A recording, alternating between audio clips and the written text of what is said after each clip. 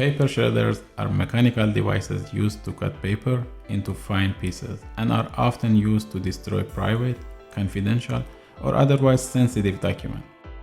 According to Wikipedia, the first paper shredder is credited to Brooklyn entrepreneur and inventor Abbott Augustus Lowe from 1909.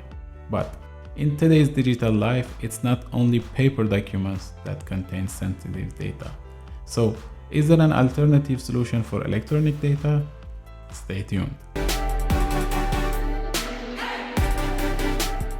These days, more and more confidential communications are getting electronic, and we all may occasionally need to erase some sensitive data in our computers permanently. I mean, in a way that it cannot be easily restored by some data recovery tools. There are plenty of apps available for this, but my suggestion is the free file shredder by Kakasoft. It's easy to use with no compromise on features.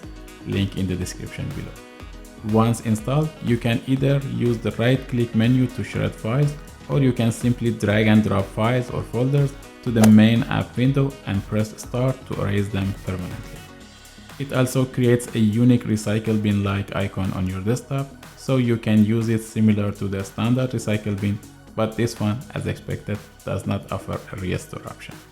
Lastly, from the setting menu, you can choose between 4 different shredding algorithms, each one gradually stronger than the previous one.